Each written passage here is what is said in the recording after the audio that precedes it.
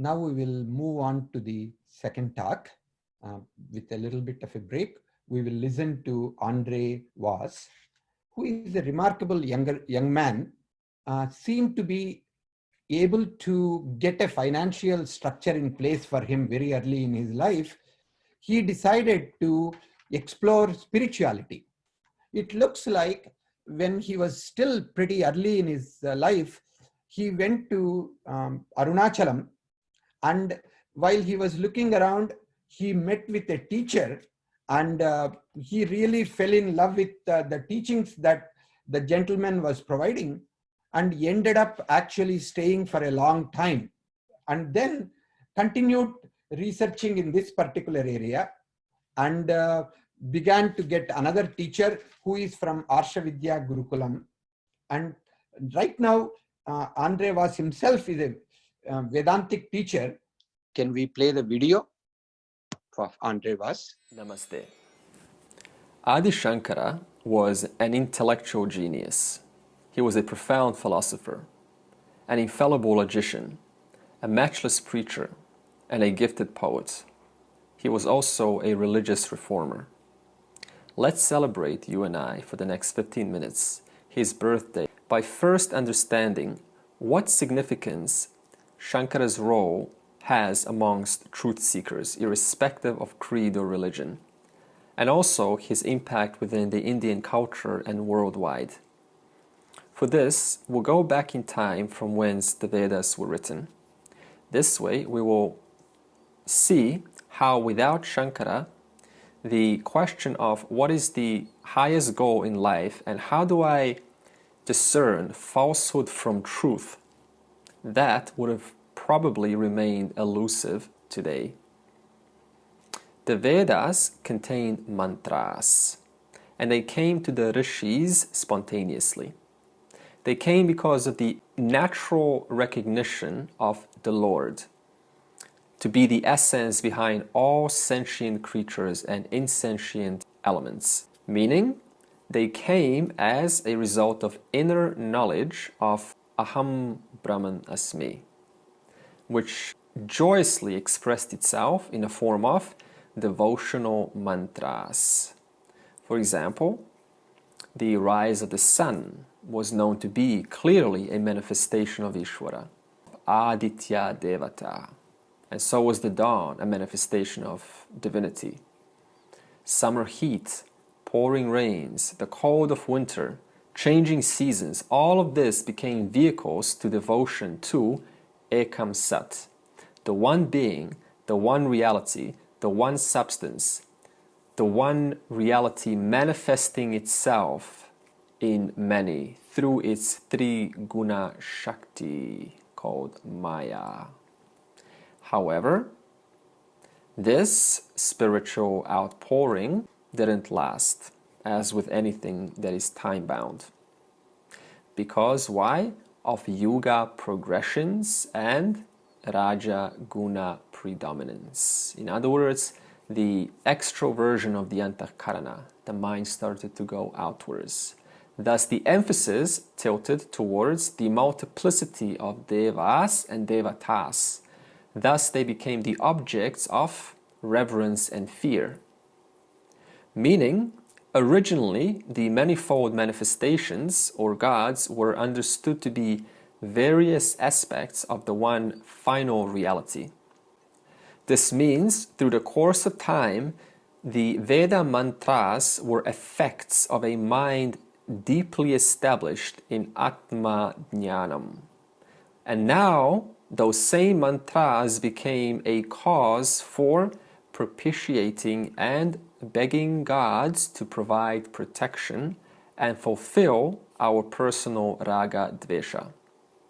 For example, O Lord, save me from calamities, marry off my daughter to the right companion, make our crops grow, ensure our family's welfare, fulfill my desires, and so on. The question is, how do we propitiate the celestial gods with earthly gifts? The answer is through sacrifices or yajnas. Specifically, the holy fire became a messenger or a carrier to oblations or for oblations to the gods. Meaning, we first invoke Agni, and then we say, please take this to Indra, to Yama, to Varuna, etc. And then we close with a suffix Swaha. In other words, the focus shifted from the one to the many, from universal to external or material. Consequently, these mantras were now utilized for offering oblations in the sacred fire for propitiating multiplicity of gods for our earthly satisfaction.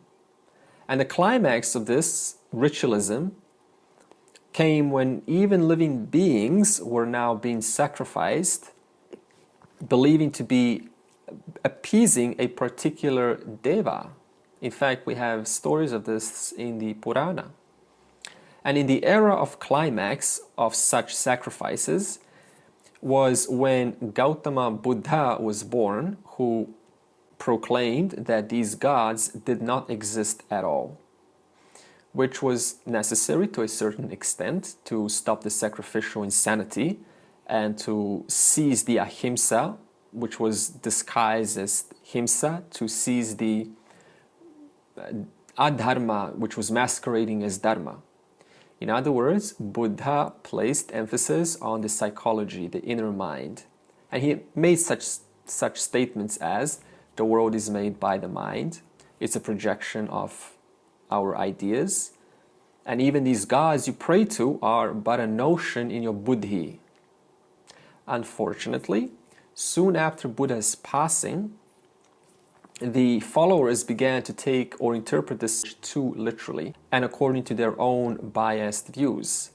And it's exactly what happened to the Veda mantras, which means they originally started off as devotion stemming from an inner recognition of Atma, and then through the course of time, through misinterpretation, they became mechanical, sacrificial ritualisms. And thus the followers of Buddhism exclaimed, gods do not exist at all. World is only an idea. And this principle, amongst other Buddha teachings, was further split into 4 streams. And parallel to Buddhism were approximately 72 competing religions or philosophies, at least per my research. So this means there was little peace in reference to non-negatable universal truth. As a result, superstition and bigotry continued to prevail even after Buddhism was introduced. Some systems before Shankara's birth were, for example, Charvaka, Lokayatika, Kapalika, Sankhya, Buddhism, Yoga, Shaiva, Bharaiva, etc. Once again, a shining light in India was needed, which would restore unity, pacify the minds, and restore Shastric Vedic Dharma. And this was only possible through the weapon of knowledge, which was meant to slay the falsehood disguised as truth, and to also correct incomplete philosophies. And to forge such a weapon, and to wield it with efficacy, in 1788, at least that is one of the dates that we have for Shankara, Adi Shankaracharya was born. And he left home, how? As some of us know, in a spirit of renunciation, an aspiration to realize the reality. How old was he? Tender age of 8.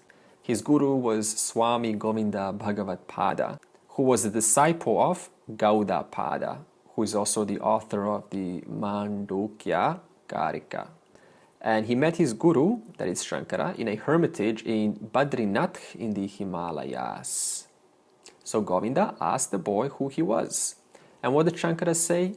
He said, "O revered guru, I am neither the fire, nor the air, nor the earth. I am none of these elements. I am the immortal Atma, the Self, hidden in all names and forms." He then said, "I am the son of Shiva Guru. I am a Brahmin of Kerala. My father died in my childhood. I was brought up by my mother. I studied the Vedas, I studied the Shastras. I took apat sannyasa when a crocodile caught my foot in a river, and kindly thus initiate me formally into the holy order of sannyasa. Govinda, who was very pleased with his truthful narration, thus initiated Shankara into the Paramahamsa, which is the highest order of sannyasa. And during the Shankara's 32 years, he accomplished what is known as Digvijaya Krama. In other words, the conquest of the quarters. And he carried the banner of Advaita Vedanta, which is a methodology to help remove false beginningless era and thus reveal the permanent, unchanging reality. He proceeded to the four corners of India and overcame all lesser schools of philosophy through immaculate convincing, through irrefutable arguments and impeccable logic. For example, he corrected the extremities within the adulterated forms of Buddhistic idealism. For example, he said, "It is not true that the world is created by our ideas. However, it is true that our ideas do have some reality onto the world." In Vedanta, we know this to be called pratibhasika. He said, "It is not true that objects are physical in their nature. Although it is true that objects have a certain physicality independent of human thought. This we know to be called vyavaharika. It is not true that nothing exists, as the nihilists would say. However, it is true reality does not exist as it appears to the senses. Therefore, nuances like this had to be clarified, and such was the mission of Shankaracharya, without which 72 points of views, which reigned supreme back then, would probably have done so today, which means that our Vedic Dharma, the Upanishads, the Bhagavad Gita, the Brahma Sutra, would have been overshadowed by these competing views. So let's close with asking, what is the quintessence of Advaita Vedanta as expounded by Shankara? It is to discover and consistently abide in our eternal identity as our eternal identity, Atma, the Self, and also to intelligently reject the error of thinking that the Self is a finite human being with a name and form, with a beginning and an end, and that is subject to consistent changes such as birth, disease, old age, decay, joys, sorrow, emotions, memories, thoughts about ourselves, thoughts about the world, thoughts about Vedanta. All of this has a beginning and end. And thus our duty is to consistently discern the changing from the non-changing. Atma, Anatma. Therefore, may the grace of the Lord grant us success in persisting with our sadhana or Atma Vichara. And may He grant us the strength to resist the ongoing pull of the lower mind, tempting us into adharma, into lust, into himsa. All of these provoke agitations and compromise our pursuit of moksha. Finally, let's sum up Shankara's teaching. What did he say? He said that Brahman alone is satyam, real. And this world, which does not exclude the very person that's looking at this, memories, thoughts, emotions, anything that can be known to oneself, that is also inclusive of what is unreal, mithya. Brahman alone is real, satyam. This world is mithya, unreal. The jiva, or the jiva's identity, is identical with Brahman. That means the identity that we think that we are, the body-mind complex, the truth of that identity is actually Brahman. How to discover this? This is the job of an acharya. And we can give an example of a snake in a rope, whereby the snake is superimposed on the rope. And this body-mind and the world that means the Jagat, is seemingly superimposed on Brahman, or onto Atma if we look at Brahman from the standpoint of the Jiva. Therefore, if you get knowledge of the rope, then the illusion of the snake will vanish. Similarly, if one removes ignorance of the snake body, mind, and the world, then they as though vanish. And what's left is that which was never away, the self. To close, finally, let us pay respect to Adi Shankara, you and I, in a form of a prayer.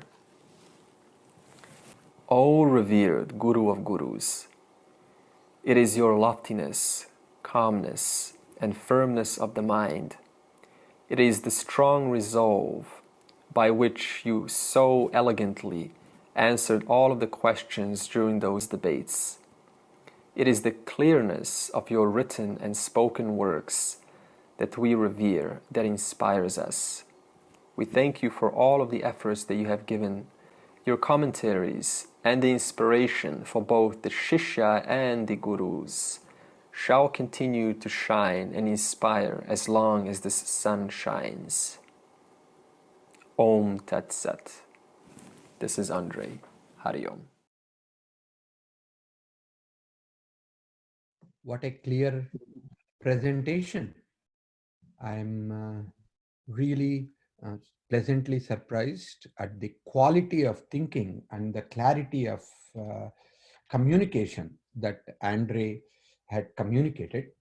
So he talked about the Triguna Maya and the Mithya, and how Jiva, Brahma are one and the same, and how Shankara has actually fought with not only Buddhism but also various divisions within that, and he was able to bring in some of the Vyavaharika and Pratibhasika ways, and then he even brought how the world is as it appears, like in Dakshinamurti Stotram, Viswam Darpana Drusyamana Nagari Tulyam.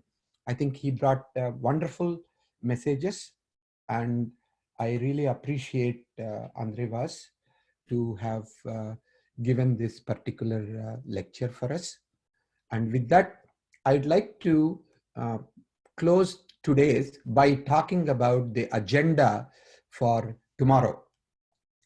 We have, let us see the agenda slide, if we might. And we have tomorrow, if I remember correctly, we have the on Dharma from Shankara Bhashyam. Swami Chidananda Puri will be giving a lecture. India time, 6:30 p.m. That will be in the morning. The US time will be early morning. And second, we will have a rare treat of a musical performance by Mambalam Sisters. So these are the two things that are planned for you in India, the evening. For some of us who are in the United States, it will be tomorrow morning. I look forward to having a wonderful session tomorrow. Thank you for participating with us, and please join us again in another 12 hours. Namaste and good night or good day.